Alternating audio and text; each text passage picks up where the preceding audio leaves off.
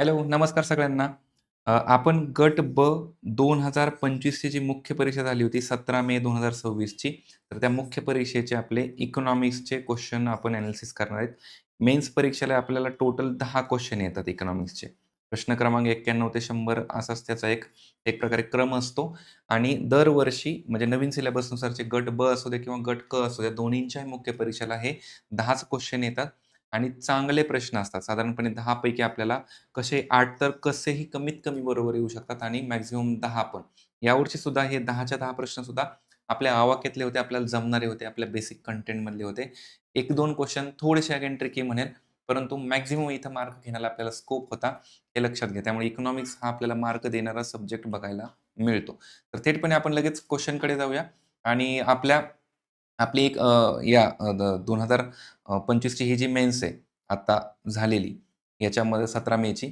तर याच्या आधी आपली बॅच होती मुख्य परीक्षेची आणि त्या बॅचमध्ये आपण नोट्समध्ये सुद्धा हे कंटेंट शिकवलेलं होतं.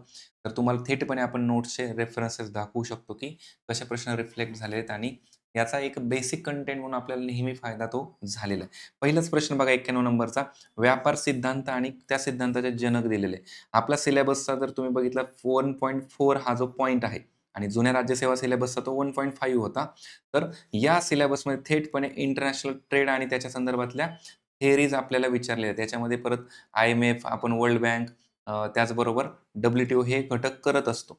तर त्याच्यात सुरुवातीचाच पॉइंट आहे, की व्यापाराचे एक प्रकारे ट्रॅडिशनल सिद्धांत, पारंपरिक सिद्धांत आणि आधुनिक सिद्धांत याच्या बाबतीत.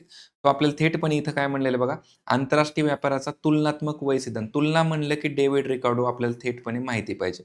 त्याच्यानंतर केवळ लाभ सिद्धांत किंवा ॲब्सोल्यूट कॉस्ट एडव्हांटेज थिअरी आपण त्याला म्हणतो. Absolute cost advantage theory. तर ही कोणी सांगितलेली आहे? तर आपल्याला माहिती की कोणी? Adam Smith. घटक देणगी सिद्धांत किंवा आपण त्याला फॅक्टर एंडोमेंट थिअरी म्हणतो. तर फॅक्टर एंडोमेंट थिअरी आणि त्यालाच परत हेक्स्चर-ओहलिंगचा पॅराडॉक्स पण आपण म्हणतो किंवा लिओन्टिफ पॅराडॉक्स म्हणतो आपण त्याला. हेक्स्चर-ओहलिंग आणि राष्ट्रीय स्पर्धात्मक सिद्धांत हा पॉइंट फक्त आपल्या नोट्सच्या बाहेरचा एक वेगळा होता. परंतु ह्या 3 वरूनच आपल्याला जोड्या थेटपणे आपल्याला जुळत होत्या. सो हा आहे मायकेल पोर्टर. राष्ट्रीय स्पर्धात्मक सिद्धांत किंवा एक प्रकारे national competitive theory. Michael porter आणि हे बाकी घटक. सो याच्यामध्ये आपण जर बघितलं तर थेटपणे आपल्याला कुठला भाग येतो?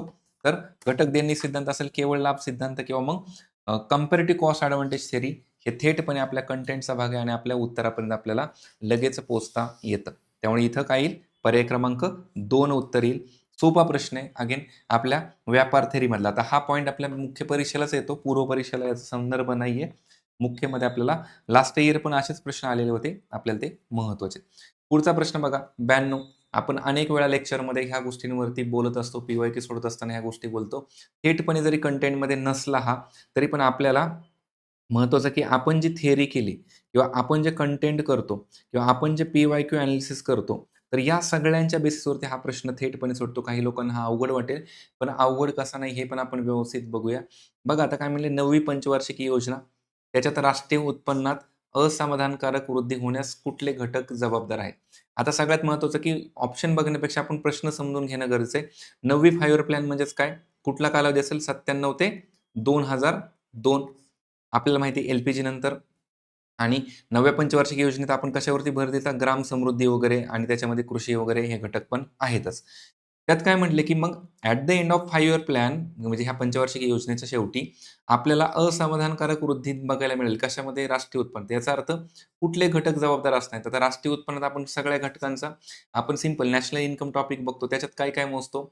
एक तर इन्कम मेथड असेल किंवा एक प्रॉडक्ट मेथड असेल, सगळ्या गोष्टींवरती. त्याच्यात आपले सगळे सेक्टर असतात महत्त्वाचे, की ह्यांच्यामध्ये किती ग्रोथ झाली. ॲग्री असेल, इंडस्ट्री असेल किंवा सर्व्हिस सेक्टर असेल. ठीक आहे. आता ऑप्शन्स आपण वन बाय वन बघूया. काय म्हणलेलं आहे? कृषी व वस्तू निर्माण क्षेत्राचा अल्पवृद्धी दर. अल्पवृद्धी दर कारणीभूत ठरू शकतो का? तसाही कृषीचा आपला वृद्धी दर चांगला नव्हताच आणि वस्तू निर्माण म्हणजेच आपण त्याला काय म्हणतो? Manufacturing sector. आपल्याकडे मॅन्युफॅक्चरिंग पॉलिसी 2011 ची आलेली आहे. आपण हे इंडस्ट्री टॉपिकमध्ये बघतो.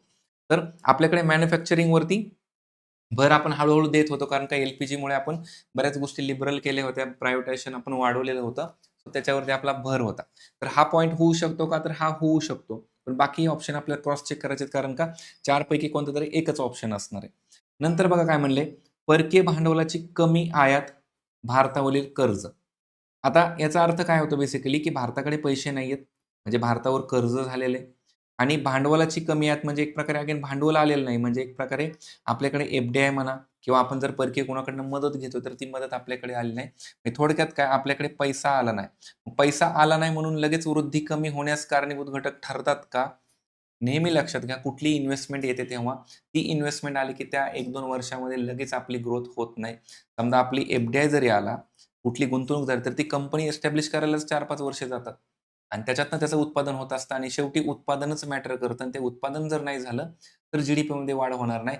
त्यामुळे नेहमी लक्षात घ्या, वस्तुनिर्माण आणि कृषी हे आपले बेस आहेत. आपल्या इकॉनॉमीचे प्रमुख घटक आहेत. त्यामुळे त्यांच्यात जर वृद्धी झाली नाही, तर मग एक प्रकारे इथं वृद्धी होणारच नाही हे लक्षात घ्या. नंतर पुढचा ऑप्शन पण बघा, म्हणजे 2 ऑप्शन होत नाहीये. परकीय भांडवलाची अगेन कमी आहेत आणि सेवा क्षेत्राची कमी उत्पादकता. सर्व्हिस सेक्टर आपलं कमी राहिलेलं नव्हतं. सेवा सेक्टर आपलं कमी राहिलं नव्हतं हे लक्षात घ्या. आपण 91 नंतर सर्व्हिस सेक्टर आपलं चांगलं झालेलं आहे. सो हा ऑप्शन अगेन तसा बनणार नाही, हा चुकीचा आहे. आणि त्यानंतर चौथा ऑप्शन बघा लोकसंख्या वाढीचा ताण. आता लोकसंख्या वाढीचा ताण तर तो 1971 पासूनच आपण अनुभवलेला आहे. मग पर्टिक्युलर 9व्या पंचवार्षिक योजनेतच त्याचं कारण बनण्याचं म्हणजे 9वी पंचवार्षिक योजनाच फेल होण्याचं काहीच कारण नाहीये. त्यामुळे इथं हा चौथा ऑप्शन सुद्धा जातो. मग राहतो पर्याय क्रमांक 1. सो एकदम कंप्लीट लॉजिकल आहे. कंप्लीट आपल्या कंटेंटवरती भले तुमच्या कुठे वाचनात जरी नसेल आलं, तरी पण तुम्हाला असे गेस लावणं गेस म्हणण्यापेक्षा मी म्हणेल, की आपल्या कंटेंटचं ॲप्लिकेशन आहे हे. म्हणजे एकदम आंधळा मार्ग नाहीये हा, की एकदम ब्लाइंडली काहीतरी अटेम्प्ट केलाय वगैरे किंवा एकदम आपण त्याला म्हणतो, की तुक्का मारणं वगैरे. तर तुक्का मारण्याचा काहीच संबंध नाही इथं किंवा काही प्रश्न येत नाही. तर आपल्याला आपल्या कंटेंटवरून क्रॉस चेक करून आपल्याला उत्तरापर्यंत पोहोचायचं आहे. सो 92चं पर्याय क्रमांक 1. सो सिंपल उत्तरापर्यंत आपण जाऊ शकतो. ठीक आहे. तसं बघायला गेलं तर मग कंटेंटमध्ये आपण जर पाहायचं म्हणलंच तर 5 इयर प्लॅनमध्ये बघा 9वी पंचवार्षिक योजना.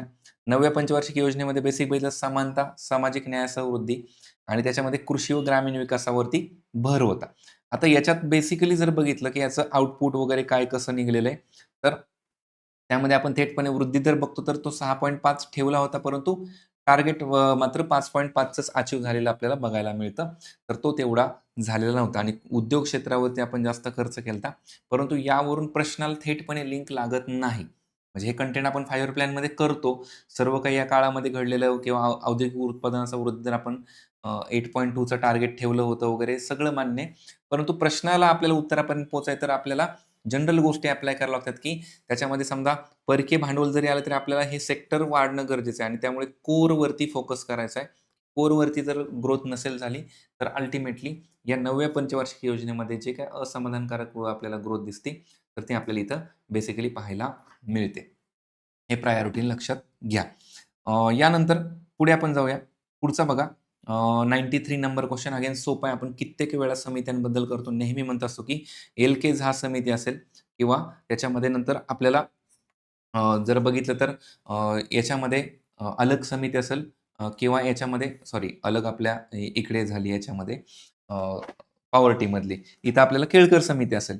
तर ह्या समित्या आपल्यासाठी खूप महत्त्वाच्या असतात आणि आपल्याला त्याच्यामध्ये जर बघितलं, सिंपल काय विचारलेलं की या समितीची किंवा अप्रत्यक्ष करातील सुधारणा सुचवण्यासाठीची जी एल-के-झा समिती आहे, तर ती कधी स्थापन करण्यात आली? सिंपल आपल्याला प्रश्न विचारलेला आहे.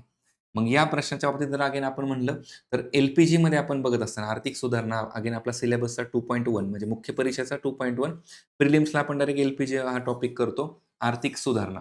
आता आर्थिक सुधारणामध्ये आपण सगळं financial sector, banking sector, tax reform, industrial reform हे सगळे बघत असतो. त्याच्यामधले जर आपण टॅक्स रिफॉर्म बघितले, टॅक्स रिफॉर्ममधल्या समित्या बघितल्या त्याच्यामध्ये एक प्रकारे एल-के-झा समिती आणि याच्यामध्ये आपल्याला वर्ष आपण दिलेले आहे. आपल्या आयोगाने जर डेट विचारली तर थेटपणे एल-के-झा समिती 76 इनडायरेक्ट टॅक्सच्या संदर्भाने आपण ह्याला रेफरन्स घेतलेला आहे. चेल्लाय समिती पण 91 ची ही इम्पोर्टंट आहे. लक्षात ठेवायचं डायरेक्ट आणि इनडायरेक्ट दोन्हीच्या संदर्भाने आपल्याला विचारलेलं आहे. म्हणजे मागे सुद्धा प्रश्न आहेत आणि त्याच्यानंतर मग आपल्याला केळकर समिती आहे. विजय केळकर समिती 2002 ची. तो प्रश्नामध्ये काय म्हणलेलं आहे, एल-के-झा समितीचं वर्ष आपल्याला विचारलेलं आहे. तर कधी असणार आहे? आता मग 53 चे काही संबंध नाही. 91 ची कोणती आहे? चेल्लाय समिती 2001 चा. इथं रेफरन्स काही नाहीये. जुलै 76 थेटपणे आपण उत्तरापर्यंत जातो. बघा वरच्या लाईनचे प्रश्न येतात. आपले हे मिस नाही झाले पाहिजे. हे प्रायोरिटीने आपण लक्षात घ्यायचेत. ठीक आहे? ओके. चला आता पुढे. याच्यानंतर पुढे बघा आता प्रश्न क्रमांक 94 अगेन 16 वित्त आयोग. 16 वित्त आयोग. आता कंबाईन पूर्वला मागचा पण प्रश्न आलेला आहे. याच्यामध्ये दर एक्झामला प्रश्न आपल्याला याच्यामध्ये बघायला मिळतो. 16 वित्त आयोगाच्या संदर्भाने विधाने. अरविंद पनगाडिया, आता हे मराठीत त्यांनी हे केलंय. अरविंद पनगारिया वित्त आयोगाचे अध्यक्ष आहेत माहिती आहे. 16 वित्त आयोगाची मुदत 1 एप्रिल 26 ते 31 मार्च 31 आहे का? आपल्याला 15वा डिटेल माहिती असेल तर आपल्याला 16 माहितीच असला पाहिजे आणि 16 वित्त आयोगाची एवढी चर्चा आहे, तर हा कालावधी आपल्याला सर्वांना माहिती असतो. तर हे विधान सुद्धा करेक्ट आहे. कोणतं बरोबर विचारलंय? फक्त गडबडीत काय करायचं नाहीये. आपल्याला सवय लागलेली असते. ऑप्शन 1, 2, 3 आणि 4 इथं ओन्ली ए असतो, इथं ओन्ली बी असतो. म्हणजे जनरली कुठल्याही प्रश्नाचे ऑप्शन जर बघितले तर आणि इथं बोथ ए आणि बी करेक्ट असताना इथं मग नन ऑफ द अबोव्ह असताना आपल्याला सवय लागलेली असते, की चला मग आता दोन्ही करेक्ट आहेत, कोणते बरोबर आहेत आपण डायरेक्ट थेटमध्ये तिसरा ऑप्शन मार्क करतो. पण आता बऱ्याच वेळा प्रश्नांमध्ये आयोग काय दिसतं आपल्याला, की ऑप्शन बदललेले दिसतात. तर इथे बघा ऑप्शन याच्यामध्ये जर बघितलं ए आणि बी दोन्ही चूक आहेत. आपण जर गडबडीत ऑप्शन 3 मार्क केला म्हणजे ऑप्शन 3 हा मार्क केला, की दोन्ही बरोबर आहेत आहे म्हणून, तर आपण चुकणार आहोत. बरोबर आयोगाने उलटं केले. सो आपल्याला व्यवस्थित ऑप्शन बघायचे आहेत. इथं आपल्याला पर्याय क्रमांक 1च मार्क करायचा कारण का त्याच्यामध्ये ए आणि बी दोन्ही बरोबर दिलेलं आहे. गडबड करायची नाही. 1 तासच फक्त वेळ असतो आपल्या या मेन्स एक्झाम असू दे किंवा पूर्व परीक्षा असू द्या. पण मग आपलं जर गडबडीत म्हणजे आपलं उत्तर येत असूनही चुकलं, तर मात्र मग आपल्याला कुठलंच रिमेडी नाहीये याच्यामध्ये. कुठलंच आपल्याला सवलत नाहीये मग. आपण गेलो मग याच्यातनं. तर लक्षात घ्या सोपे प्रश्न असतात. जमले पाहिजेत. या बाबतीत जर बघायचं झालं तर एक थोडक्यात कंटेंट आपण जरा बघूया. येस. तर 16 वित्त आयोगाचे निकष आपल्याला माहिती पाहिजेत. मागच्याही आपण लेक्चरमध्ये सांगितलं होतं, की हे निकष पाठ करा. 16 वित्त आयोगाचे 2026 ते 31 पर्यंत. तर 16 वित्त आयोगाच्या बाबतीत जर बघितलं तर 31 डिसेंबर 23 ची स्थापना आहे. अरविंद पनगर हे अध्यक्ष, ऋत्विक पांडे त्याचे सचिव आहेत आणि मग बाकी सदस्य यांच्या बाबतीत आपण करतो. अगेन 16 वित्त आयोगानुसार आपल्या महाराष्ट्राला 6.4 वाटा भेटलेला आहे केंद्रीय करामध्ये. केंद्रीय कराचं जे राज्यांचं डिस्ट्रिब्युशन आहे, तर त्याच्यामध्ये आपला एवढा वाटा राहिलेला आहे. सो इथे लक्षात घ्या दोन्ही विधानं करेक्ट आहेत. पर्याय क्रमांक 1 अ आणि ब. त्यानंतर 95 नंबर क्वेश्चन अगेन हा प्रश्न फक्त आउट ऑफ बॉक्स आहे. कंटेंटमध्ये सापडत नाही. Again out of box. पण मग आपल्याला अटेम्प्ट करायचा आणि आपला अटेम्प्ट करण्याचा एक बेसिक आपला अजेंडा किंवा एक पॅटर्न असतो. ते आपल्याला काय म्हणले, की सहकारी विकास निधी. त्याबद्दल योग्य विधान. आता सहकारी विकास निधी म्हटलं तर एकतर आपण याला ॲग्री या टॉपिकला लिंक करूया किंवा सहकार आपल्याला मेन्सला टॉपिक पण आहे. तर त्यालाही लिंक करतो. मेन्सचा आपला 2.3 आणि ॲग्री पण 2.2 आपला टॉपिक आहे. मेन्सचा जर पॉइंट बघितलात आणि प्रिलिमला आपल्याला ॲग्रीकल्चर टॉपिक. सहकारी विकास निधीतून आपल्याला काय दिसतं? सगळ्यात महत्त्वाचा विकास हा शब्द आला, की लाँग टर्मच्या डेव्हलपमेंट असतात. लाँग टर्मचं कर्ज असतं, लाँग टर्मचा फंड असतो. त्यामुळे डेव्हलपमेंट म्हणलं, की एकदम शॉर्ट टर्मचं नाही आणि सहकारी म्हणलं, की अगेन सहकारी संस्था आल्या किंवा कोऑपरेटिव्हमध्ये सगळ्या गोष्टी आल्या. तर त्याच्याबद्दल विधान आहेत आणि पर्सनली मी सुद्धा हा फंड कधी आधी वाचला नव्हता. पण अगेन आपल्याला क्वेश्चन अटेम्प्ट करायचा आहे. तर याच्यामध्ये बघा काय म्हणले, त्याची स्थापना नाबार्डने केली आहे. माहिती नाही आपल्याला केली का नाही. त्यानंतर स्थापना कधी म्हणले 93ला केली. अगेन ज्यांनी कोणी वाचलं असेल तर त्यांनाच माहिती असेल, पण खूप कमी विद्यार्थी असतील, की त्यांना हे माहिती असू शकतं. त्याच्यानंतर सहकारी पतसंस्थांचे मजबूतीकरण करणं हे एक उद्देश आहे आणि याच्यामध्ये आपल्याला म्हणलं, की कोणतं विधान हे योग्य आहे. तो अशा प्रश्नाला बऱ्याच वेळा काय असतं, एकतर आपल्याला जास्त अपीलिंग स्टेटमेंट कोणतं वाटतं, की सहकार विकास निधी आहे आणि सहकारी पतसंस्थांचं मजबूतीकरण असं एक वाक्य आलंय. तर हे जास्त अपीलिंग वाटतं, की हे वाक्य बरोबर असू शकतं. कारण का असा फंड आहे आणि नेहमी कुठल्याही इन्स्टिट्यूशनला फंड दिला जातो, तर त्यांना एक प्रकारे चांगलं मजबूत बनण्यासाठी फंड दिले जातात. सो क विधान हे असण्याची शक्यता दाट आहे. मग जर क विधान असेल, तर क कुठे-कुठे बघा, इथं 4 मध्ये नाहीये हा ऑप्शन गेला. 1 मध्ये नाही, ए, बी हा ऑप्शन गेला. राहिला काय? इथं क आहे, इथं क आहे. म्हणजे फक्त ब, क किंवा अ, ब, क याचा अर्थ ब दोन्हींमध्ये कॉमन आलाय म्हणजे बी करेक्ट आहे. तो त्याची स्थापना 93 मध्ये केलेली. आता त्याची स्थापना नाबार्डने केली का कोणी इतर संस्थेने केली माहीत नाही. पण मग अगेन आपल्या एका बेसिक पॅटर्नला आपण जातो, बेसिक लॉजिकला जातो, की काय मॅक्सिममचा अप्रोच ठेवला तर आपण बऱ्यापैकी फायद्यात राहतो. बाकी एक्झामच्या पी-वाय-क्यू एनालिसिसमध्ये आपण बघितलेलं आहे. तर इथं ऑल ऑफ द अबोव्हला आपण जाणं एक प्रकारे आपलं एक अप्रोच तो राहू शकतो, की आपण तो तसा ठेवला पाहिजे. सो इथं मग उत्तर जरी बघितलं आयोगाचं तरी पण हे ऑल ऑफ द अबोव्हच आहे. पण पुन्हा एकदा सांगेल, की प्रश्न आउट ऑफ बॉक्स होता. पण प्रश्न आपल्याला अटेम्प्ट करायचा आहे. तर अटेम्प्ट करण्यासाठी आपण अशा अप्रोचने जाणं एक प्रकारे थोडंसं फायदेशीर ठरतं. तुम्ही इतर क्वेश्चन पण बघा. पण हा अप्रोच प्रत्येक वेळेस लागू होतो असं नाही. कधी-कधी प्रश्न चुकतात पण. पण मग अगेन ते रिस्क फॅक्टर आपण किती घेतो ते शेवटी तुमच्या डिस्क्रिशन आहे, तुमच्यावरती. म्हणजे आम्ही करतोय म्हणून तुम्ही लगेच केलंच पाहिजे असं नाही. तर तुम्ही पण विचार करा. तुम्ही अनेक पी-वाय-क्यू सोडून बघा. असे कित्येक प्रश्न सोडून बघा. तेव्हा आपल्याला ते एक प्रकारे लक्षात येईल, की आपण कुठे रिस्क घेतली पाहिजे किंवा कुठे नाही घेतली पाहिजे. इथं पर्याय क्रमांक 3 आहे सहकार विकास निधी. नाबार्डची स्थापना नाबार्डने केलेली स्थापना 93 मध्ये केलेली आणि कोऑपरेटिव्ह इन्स्टिट्यूशनचं एक प्रकारे मजबूतीकरण करणं हे महत्त्वाचं होतं. ठीक आहे. नंतरचा क्वेश्चन, हा क्वेश्चन तर आपण घेतलेला आहे. राज्यसेवा पूर्वच्या शाश्वत विकासात घेतलेला आहे. कंबाईनच्या मुख्य परीक्षेच्या 1.2 सिलेबसमध्ये आपण याला घेतलेलं आहे. शाश्वत विकास उद्दिष्टे भारत निर्देशांक 2023-24 खूप वेळा आपण याच्यावरती डिस्कशन केलेलं आहे. नीती आयोगाचा हा इंडेक्स आहे. आपण याच्यामध्ये सर्व राज्ये, केंद्रशासित प्रदेशांचं प्रगती 113 निर्देशांकाद्वारे मोजली जाते. त्याचं फ्रेमवर्क आहे आपण घेतलेलं आहे. अकरेक्ट आहे. नंतर काय म्हणले, प्रत्येक राज्य केंद्रशासित प्रदेशाची सर्व शाश्वत विकास म्हणजे सगळे जे एस-डी-जी आहेत, टोटल एस-डी-जी किती येतं? 17 आहेत. पण याच्यात काय म्हणलंय, सर्व शाश्वत विकास ध्येय 17 उद्दिष्टांवरती गुणगणना केली जाते. नाही, रॉंग आहे. भारतामध्ये किंवा नीती आयोगाच्या याच्यामध्ये आपण 16 वरती करतो. खूप वेळा आपण याच्यावरती बोललेलो आहोत. तर 16, 16च का? कारण 17वं जे आहे, तर 17वं काय आहे? जागतिक पार्टनरशिपचं आहे. मग जागतिक पार्टनरशिप आपल्या देशामध्ये काय कारण आहे? राज्या-राज्यांमध्ये आपण मोजतोय. तर जागतिक पार्टनरशिपचा संबंधच नाही. 17 एस-डी-जी तुमचे पाठ असतील. सो हे विधान चूक आहे. ब विधान का चूक आहे? कारण 17 नाही आहेत ते 16 आहेत.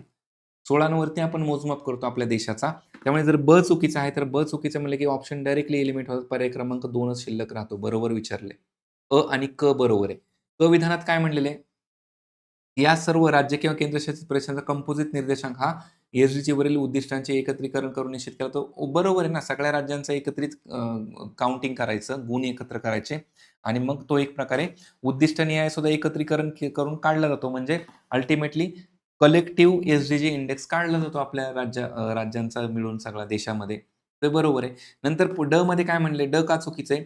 या निर्देशांकात 0 गुण मिळवणे म्हणजे त्या राज्याने किंवा प्रदेशाने मूल्यांकनातील एस-डी-जी उद्दिष्ट साध्य केलीत. चूक.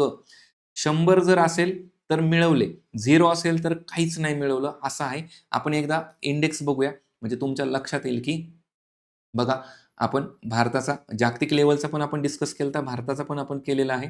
तर भारताचा जगातील रँक आपण म्हणलं, की 25 मध्ये तो 100च्या आत आलेला 99 झालेला आहे. आणि नीती आयोगाचा एस-डी-जी इंडेक्स जर बघितला, तर तो सुरुवात 18 मध्ये झालेली आणि त्याच्यामध्ये बघा इथं स्कोर आहे. एक प्रकारे 0 जर म्हटलं, 0 ते 100 मध्ये एक प्रकारे स्कोरिंग असतं. 100 म्हटलं तर तो तो राज्य किंवा तो युटी अचिव्हरमध्ये जातो. 0 ते 49 मध्ये असेल तर तो एक प्रकारे ॲस्पायरंटमध्ये असतो आणि नंतर मग हे बाकीच्या 2 कॅटेगरी अशा 4 कॅटेगरीत एस-डी-जी येतो. आपण नोट्समध्ये सुद्धा कंटेंट देतो, की कलेक्टिव्ह आपला 71 भरलेला आहे 23-24चा आणि हे स्टेटमेंट ॲज इट इज आयोगाने विचारलेलं आहे, की एस-डी-जी इंडेक्स 23-24 मध्ये आपण 113 इंडिकेटरवरती मोजलेलं आहे. नॅशनल इंडिकेटर फ्रेमवर्क हे एक वाक्य झालं. त्याच्यानंतर हे सेकंड वाक्य बघा as it is. The SDG index computes goal wise score एक total 16 SDG from each state आणि युटी हे सुद्धा ॲज इट इज वाक्य विचारलेलं आहे. तर एवढं जर थेटपणे येत असेल तर आपण चुकलं नाही पाहिजे हे लक्षात घ्या. आकडे सुद्धा आपण याच्यावरती मुद्दामून भर दिलेला होता, की 16च का आहेत? हे प्रायोरिटीने लक्षात घ्या. सो इथं काय आहे? तर उत्तरापर्यंत आपण थेटपणे आलोत. पर्याय क्रमांक 2 अ आणि क बरोबर आहे. खूप लोकांना हे 17 चुकीचं वाक्य काय हेच कळत नव्हतं. तर लक्षात घ्या टोटल जर आपण एस-डी-जी इंडेक्स जर बघितले, म्हणजे बघा आपण जर एस-डी-जी बद्दल एक थोडक्यात बघूया, की टोटल जे 17 आपले एस-डी-जी आहेत. तर 17 मधलं हे जर शेवटचं बघितलं partnership, partnership for the goals आपण जे म्हटलेलं आहे. त्याच्यामध्ये थेटपणे आपल्याला 17 नंबरच्या ह्याच्यात काय म्हणलेलं आहे, की शाश्वत विकासासाठी जागतिक भागीदारी निर्माण व्हावी आणि त्याची अंमलबजावणी, त्याची साधनं विकसित करावीत. हे राज्याचा इथं संबंध येत नाही म्हणून 17व्या मध्ये आपण मोजत नाहीत. बाकीच्यांमध्ये मात्र आपण हे मोजत असतो आपल्या देशाच्या बाबतीत झालं तर. हे लक्षात घ्या. त्यामुळे 96 नंबर प्रश्न आपल्याला म्हणजे जमलाच पाहिजे होता. ठीक आहे. 97 नंबर अगेन व्यापार चक्राच्या बाबतीतला आहे. ट्रेड सायकल आपण त्याचं 1.1 मध्ये पण बघतो किंवा ओव्हरऑल आपल्याला सगळीकडेच त्याची एक प्रकारे माहिती असायला पाहिजे.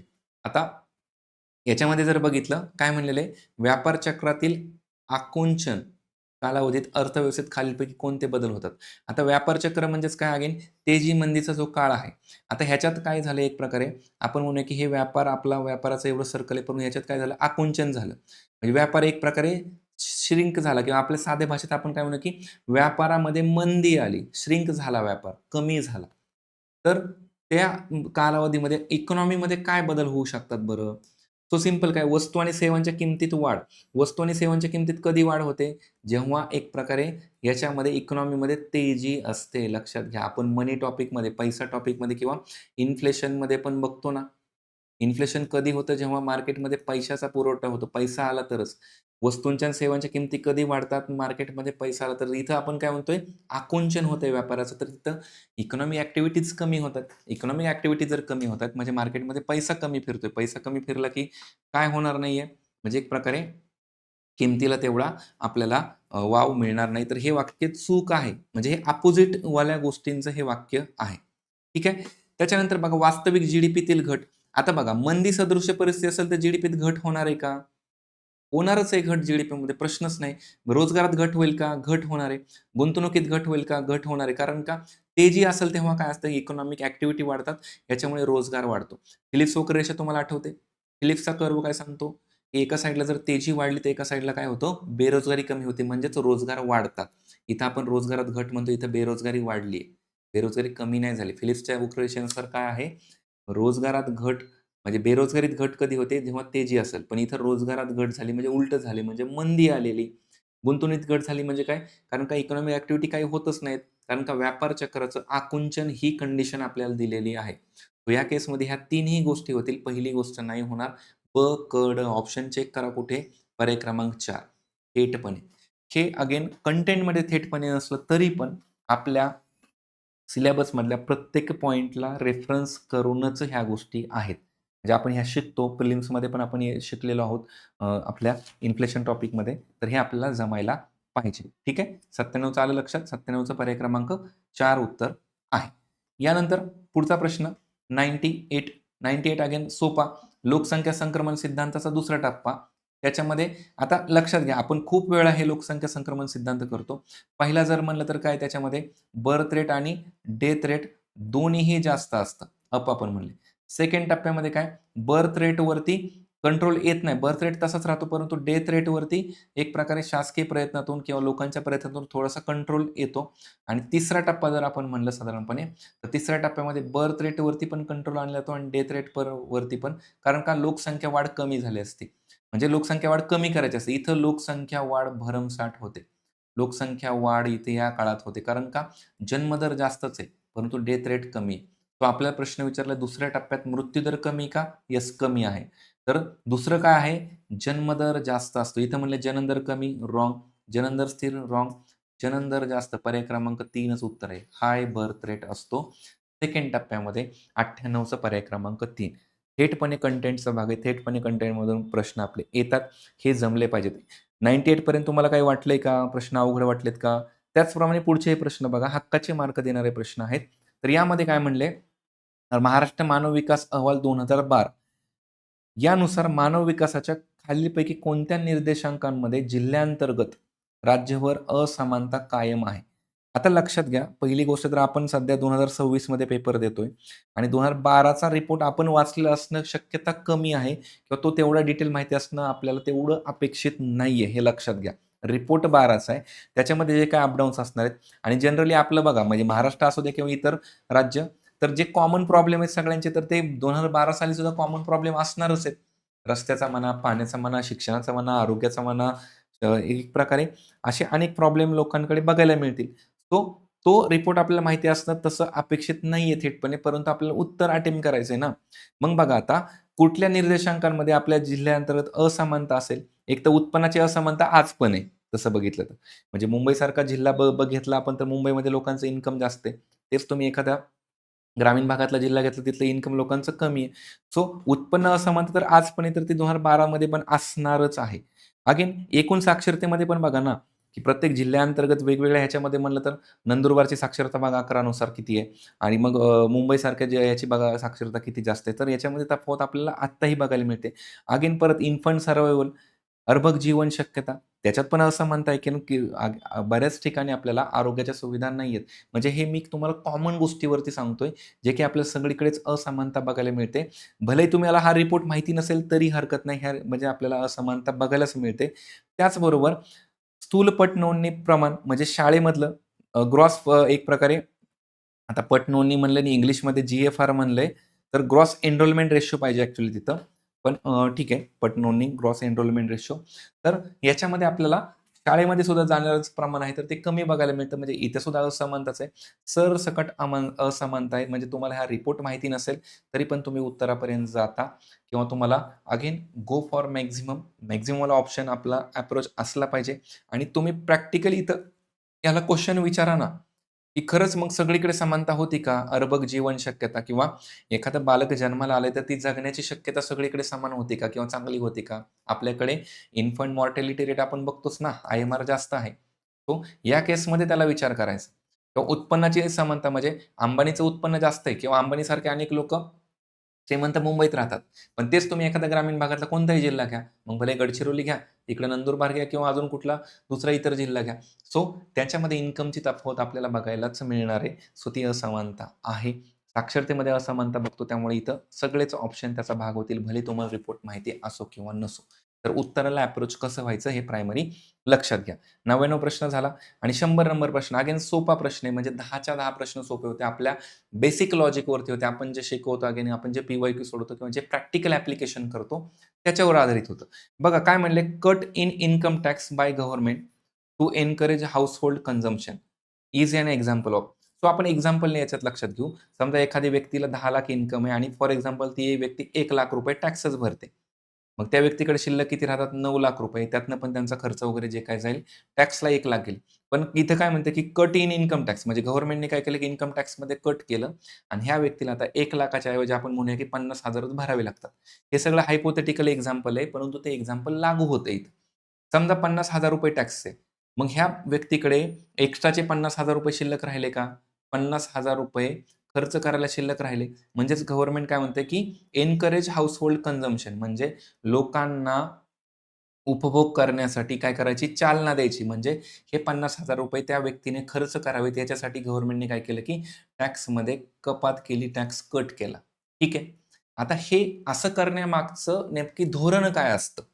तो सिंपल संकुचित आता लक्षात घ्या. हे पैसे कोणाकडे आलेत? त्या व्यक्तीकडे आलेत. ती व्यक्ती म्हणजे एक पर्सन आहे. पर्सन मग ती व्यक्ती तिला जर काही खरेदी करायचं असेल, तर ती खरेदी करू शकते. याचा अर्थ ती कोण झाली? कस्टमर झाली. बरोबर ना? त्या व्यक्तीला फोन घ्यायचा आहे, त्या व्यक्तीला अजून काही इलेक्ट्रॉनिक गॅजेट घ्यायचे आहेत किंवा त्या व्यक्तीला कुठं टूरवरती जायचं आहे. पण ती व्यक्ती काय म्हणून जाणार आहे? कस्टमर म्हणूनच तिथं मार्केटमध्ये असणार आहे. मग एक लक्षात घ्या, एक प्रकारे कुठल्या बाजूचा असेल तो व्यक्ती? सप्लाय साइडचा असेल का? नाही. इथं पण सप्लाय साइड ऑप्शन दिला 4 मध्ये असेल का? नाहीये. आता राहिला प्रश्न डिमांड साइडचा तो व्यक्ती आहे. कारण का तो गोष्टींची डिमांड करणार. त्याच्याकडे ₹50,000 आहेत. तर ₹50,000 तो खर्च करणार आहे मार्केटमध्ये. तो डिमांड साइडने काम करणार आहे. तो मागणी करणार आहे वस्तूंची, सेवांची जी काही त्याला हवी ती. मग आता इथे काय म्हणतो आपण, की चालना द्यायची आपल्याला उपभोगाला. चालना देणं म्हणजेच काय? एक प्रकारे खर्च करणं. आपण आत्ताच बघितलं ना इथे, की जस्ट सेकंड हे आकुंचनवालं. एक प्रकारे व्यापार चक्रातलं आकुंचन म्हणजे काय? मंदी आपण म्हणतोय आणि तेजी असेल तेव्हा काय असतं, की मार्केटमध्ये पैसा आणायचा असतो, पैसा ओतायचा असतो. म्हणजे इथं सेम त्याचं उदाहरण आहे. इथं काय म्हटलेलं आहे, की जर त्या व्यक्तीकडे एक्स्ट्राचे ₹50,000 शिल्लक देणार आपण खर्च करण्यासाठी, चालना उपभोगाला चालना देणार, तर ते संकुचित धोरण होईल का? नाही होणार आहे. त्यामुळे कॉन्ट्रॅक्शनरी पॉलिसी नाही होणार आहे. ती एक्सपान्शनरी पॉलिसी होणार आहे. विस्तारित मागणी धोरण. कारण का आपली मागणी विस्तारली ना, आपली डिमांड विस्तारली म्हणजे कारण का एक्स्ट्राचे पैसे 50,000 आले आणि त्याच्यामुळे डिमांड विस्तारली. लोकांची मागणी वाढली. तर ही प्रायोरिटी घ्या. ही प्रायोरिटी लक्षात घ्या, की आपल्याला क्वेशनमध्ये काय विचारलंय? उपभोगाला चालना द्यायची. प्राप्तिकरातून इन्कम टॅक्समध्ये घट केली. सो विस्तारित मागणीजन्य धोरणाचं उदाहरण आहे. हे लक्षात घ्या. ठीक आहे. तर हे प्रायोरिटीने आपल्याला महत्त्वाचं आहे, की पर्याय क्रमांक 2 100चं. सो माझ्या मते तरी हे जे 10 प्रश्न होते, तर 10च्या 10 तुम्हाला जमण्यासारखे होते. क्वचित एखादा प्रश्न चुकला असेल किंवा आपली तेवढी बेसिक अंडरस्टँडिंग नसेल, तर नक्कीच चुकला असेल प्रश्न. पण सगळे प्रश्न हे बेसिक अंडरस्टँडिंगचे होते किंवा कंटेंटमधले प्रश्न होते. हे लक्षात घ्या. ठीक आहे. तर हे 10च्या 10 प्रश्न झाले. तुम्हाला याचा कंबाईन पूर्वला पण फायदा होईल आणि कंबाईन मुख्यला तर तो आहेच. ठीक आहे. तर तुम्हाला काही शंका वगैरे असेल तर तुम्ही प्रश्न विचारू शकता. आपण इथं थांबूया. तुम्हाला एक्झामसाठी खूप साऱ्या शुभेच्छा. थँक